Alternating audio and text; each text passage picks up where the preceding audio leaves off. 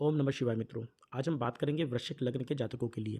इस वीडियो में हम जानेंगे कि मुख्य कारक भाव अगर मैं बोलूं तो पंचम और दसम भाव में यदि मंगल की स्थिति हो, लग्नेश यदि यहाँ पर बैठता है तो ये अपनी कंपनी में बहुत हायर पोजीशन पे बहुत जल्दी पहुंचते हैं।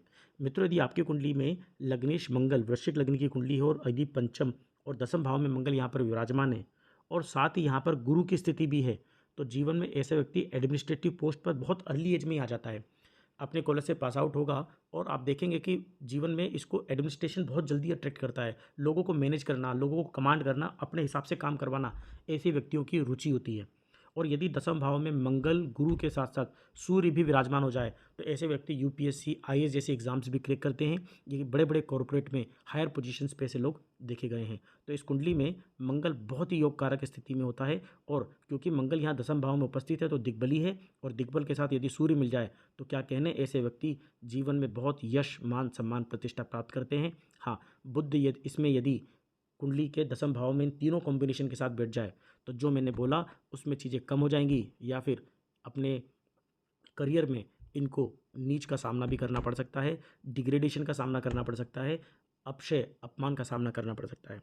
मित्रों करते हैं तो सबसे पहले यदि कुंडली के लग्नेश नवम भाव में अपनी नीच राशि कर्क में चले जाए तो ऐसा व्यक्ति काफ़ी संघर्षों के बाद अपने जीवन में कुछ हासिल कर पाता है।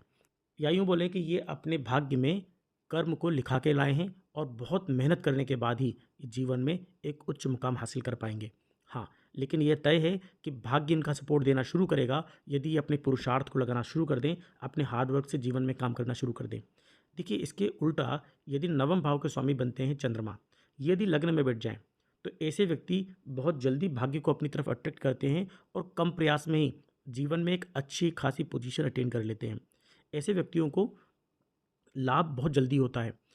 अपनी प्रॉपर्टी, किसी और की प्रॉपर्टी मिल जाना, किसी और की जॉब मिल जाना, किसी और का प्रमोशन मिल जाना, किसी और की वस्तुओं को ये भाग्यवश अपने कब्जे में कर लेते हैं, जबकि उसके लिए इनका प्रयास, इनके एफर्ट्स कम होते हैं।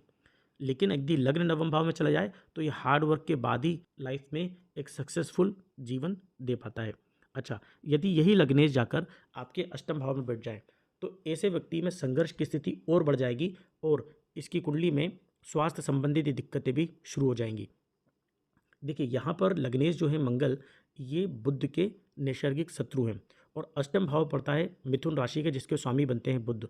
तो यदि लग्नेश अपने से अष्टम भाव में चले जाते हैं तो ये इस लग्न के लिए अच्छा नहीं है। काफ़ी संघर्ष व्यक्ति के जीवन में आ जाता है और क्योंकि मंगल अष्टम भाव में बैठे हैं तो ऐसे व्यक्ति अचानक किसी भी चोट चपेट दुर्घटना में देखने को मिलती है। अच्छा, अब यदि यही जलीय राशि के मंगल इस कुंडली में यदि इस तरह के कोई भी योग आपकी कुंडली में बनते हैं तो नीचे प्लीज़ कमेंट करें। यदि आपके किसी भी तरह के कोई प्रश्न हैं तो आप हमें मिल सकते हैं हर रात 9:30 बजे हमारे लाइव कुंडली प्रोग्राम में। मिलते हैं जब तक किसी अन्य वीडियो में। जब तक के लिए नमस्कार।